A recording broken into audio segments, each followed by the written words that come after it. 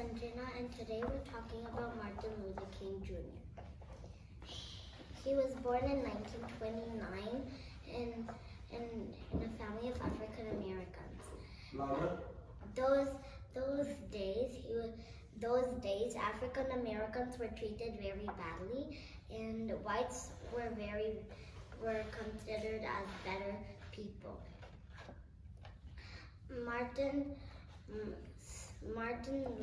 Later, when he was a kid, Martin learned about why he couldn't go to the town's best places and public parks or swimming pools and other great places.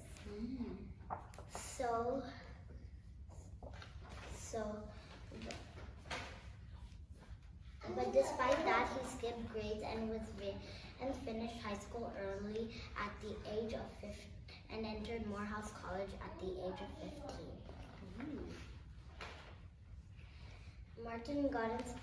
During his college studies, Martin got inspired by Mahatma Gandhi and Thoreau. Mahatma Gandhi used nonviolence to win the independence for his country from the Great Britain. Also, and Thoreau used civil disobedience to protest in nonviolence to fight slavery. But civil disobedience is when a person is not following a rule, and then they go to jail. Later, Martin also married Coretta Scott when he was in the middle of his studies,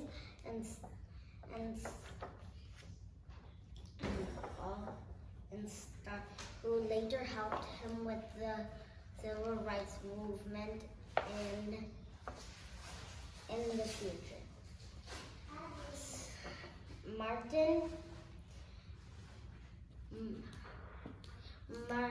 Did you know that blacks were treated badly in the bus and they had to pay their fares in the front and then walk to the back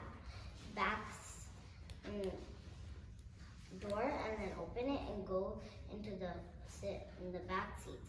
Also, if a white person comes through, they have to give up their seats and stand. One day, a secretary named Rosa Parks thought she had enough. She was a secretary for the NAACP and thought she had enough because she thought it was not fair. So she organized or started the bus boycott. Later, Martin Luther King Jr. joined the NAACP and organized an association named the Montgomery Improvement Association. Martin was the leader. In other words, Martin was the president of the association.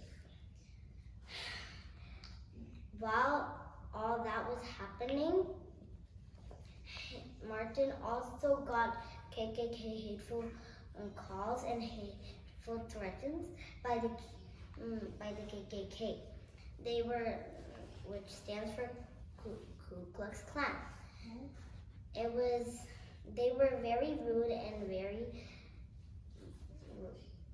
mean, and gave a lot of threats to many blacks. They were whites.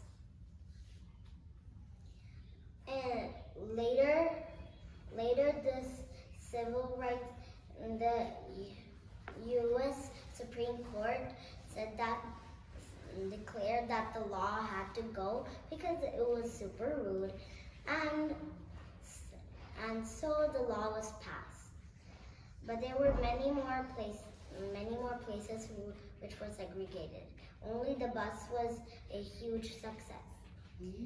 Next, Martin targeted a lunch counter protest. Three kids were on the lunch counter. The server said that they could not serve colored. So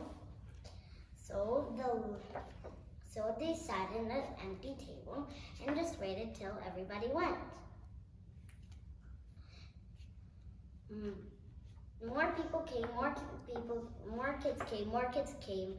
Martin got arrested, but they did not give up. No, they came.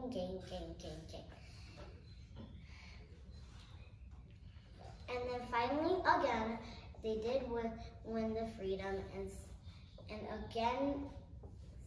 again said that they will serve the blacks. They saw how much they lost their business. Later, when Martin was in his jail, he got a letter from 3 white ministers to the Birmingham jail, and it read that the 3 white ministers wanted him to stop his peaceful protest.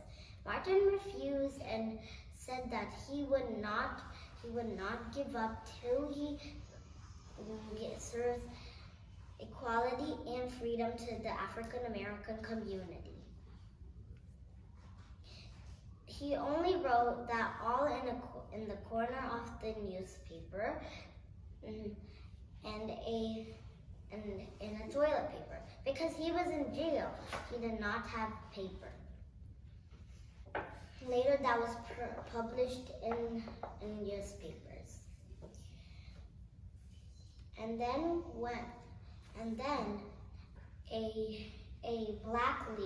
another black leader to the African Americans, called Medgar Evers, was shot and killed. The African American community was sad and angry.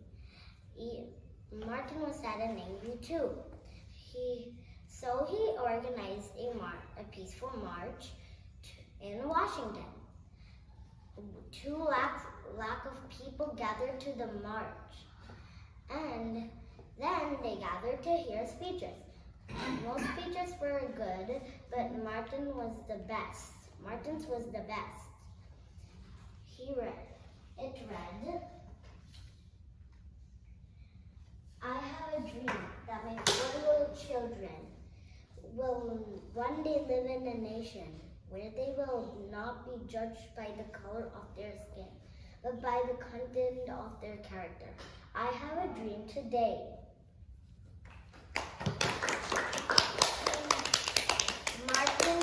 Martin then came home and then was shot by a white who followed him all the way over the country.